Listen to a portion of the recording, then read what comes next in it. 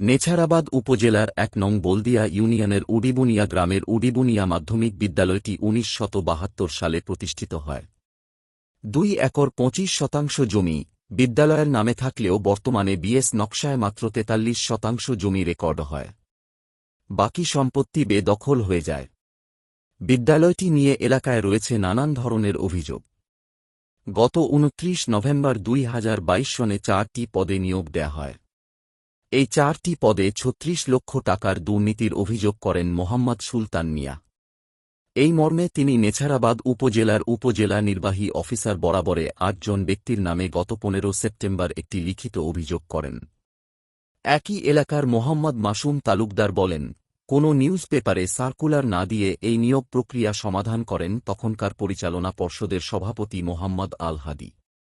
তিনি আরও বলেন, ওই নিয়োগ পরীক্ষায় আমার ছেলে আবেদন করেছিল এবং আমি ৮ লক্ষ টাকা বিদ্যালয়ের উন্নয়ন খাতে দিতে চাইলেও আমার ছেলেকে নেওয়া হয়নি। তাকে নিয়োগ পরীক্ষায় মার্ক কম দিয়ে বাদ দেয়া হয়। অন্যদিকে মেধা তালিকায় প্রথম স্থান পেয়ে প্রধান শিক্ষক পদে Mohammad Golam Rabbani Shahin, computer lab operator পদে মোহাম্মদ সাইমুন, পরিচ্ছন্নতা কর্মী পদে মোহাম্মদ মেহেদী হাসান ও আয়া পদে মোসাম্মত কুলসুম নিয়োগ প্রাপ্ত হয়। তারা বলেন, আমাদের নিয়োগের পরে বিদ্যালয় জমি রাখার জন্য ও বিদ্যালয়ের উন্নয়ন খাতে টাকা চাইলে আমাদের অভিভাবকরা স্কুলে কত টাকা দিয়েছে তা আমরা জানি না। প্রধান শিক্ষক গোলাম রাব্বানী শাহীন বলেন, কমিটি বিদ্যালয়ের উন্নয়নের জন্য কিছু টাকা দাবি করে আমি অফিস ডেকোরেশনের জন্য পরিচালনা পর্ষদকে ২ লক্ষ টাকা দেই। বিদ্যালয়ের ভারপ্রাপ্ত প্রধান শিক্ষক জিল্লুর রহমান ভুট্টো বলেন, লেনদেনের ব্যাপারে আমি কিছু জানি না। সভাপতি সাহেব ভালো বলতে পারবেন। আয়া পদে নিয়োগপ্রাপ্ত কুলসুমের মা বলেন, নিয়োগের পরে বিদ্যালয়ের পরিচালনা পর্ষদ জমি ক্রয় ও উন্নয়নের জন্য কিছু টাকার আবেদন করলে আমি ৩ লক্ষ টাকা দেই। কম্পিউটার ল্যাব অপারেটর পদে নিয়োগপ্রাপ্ত সাইমুনের বাবা বলেন, আমি বিদ্যালয়ের উন্নয়ন ও জমি ক্রয়ের জন্য ৩,৫৫,০০০ টাকা সাহায্য করি। পরিচ্ছন্নতা কর্মী পদে নিয়োগপ্রাপ্ত মেহেদীর শ্বশুর বাবুল তালুকদার বলেন, নিয়োগের পরে বিদ্যালয়ের ম্যানেজিং কমিটি জমি ক্রয় ও উন্নয়নের জন্য কিছু টাকার আবেদন করেন। আমি কর্তৃপক্ষকে ৫ লক্ষ টাকা দেই এবং ওই টাকার মধ্যে আমার জামাইয়ের বিল করে দিতে হবে বলে তাদেরকে বলি। বিদ্যালয়ের সাবেক সভাপতি মোহাম্মদ আল হাদি বলেন, আমি মোহাম্মদ আল হাদি উডিবুনিয়া মাধ্যমিক বিদ্যালয়ের ৩১/৫/২০২২ তারিখে সভাপতি পদে নির্বাচিত হই। নির্বাচিত হওয়ার পরে ৫টি নিয়োগ বিজ্ঞপ্তি প্রকাশ করি। ৫টি নিয়োগ বিজ্ঞপ্তি প্রকাশ করার পরে অত্র এলাকার প্রার্থীগণ আবেদন করে নিয়োগ প্রক্রিয়া সম্পন্ন করার জন্য যথাযথ ব্যবস্থা গ্রহণ করি। কিন্তু তারপরে সাবেক সভাপতি এবং তার খালা আমার ম্যানেজিং কমিটির সদস্য সহ ১৭ জনে মিলে জেলা শিক্ষা অফিসে নিয়োগ স্থগিতের দরখাস্ত আবেদন করেন। আবেদন করার পরে নিয়োগ স্থগিত করে দেন।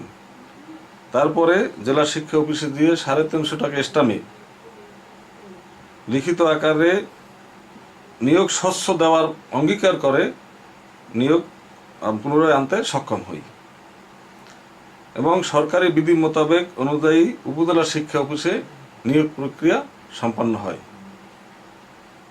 নিয়োগ প্রক্রিয়া সম্পন্ন হওয়ার পরে অত্র এলাকার গণ্যমান্য ব্যক্তিবর্গ এবং স্কুল কমিটি সহ নিয়োগপ্রাপ্তদের গার্ডিয়ানের কাছ থেকে স্কুলের উন্নয়ন, তাদের বেতন এবং নিয়োগ খরচ বাবদ একটা অনুদান দাবি করেন।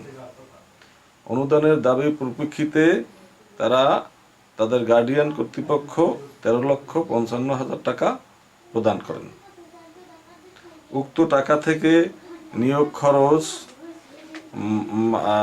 খরচ, মামলা খরচ সহ বিভিন্ন খরচ যেটা হয় সেটা পুঙ্খানুপুঙ্খ হিসাব লিপিবদ্ধ করি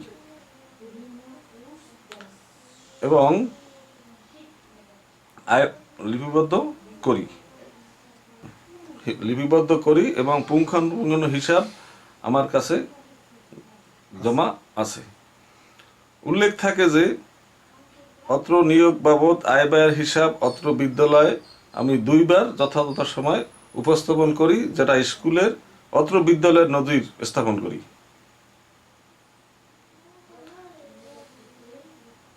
তারপরে আমার বিরুদ্ধে যে সকল অভিযোগ উত্থাপন করেছে সম্পূর্ণ অভিযোগ মিথ্যা, বানোয়াট এবং ভিত্তিহীন।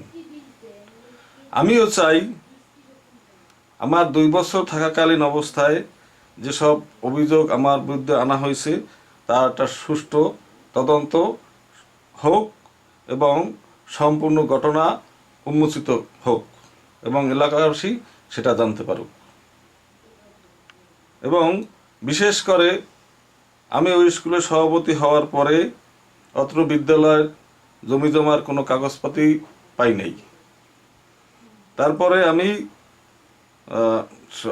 1972 সাল থেকে সার্চিং দিয়ে 3টি দলিলের মাধ্যমে 2 একর 25 শতাংশ জায়গার কাগজপাতি সংরক্ষণ করি।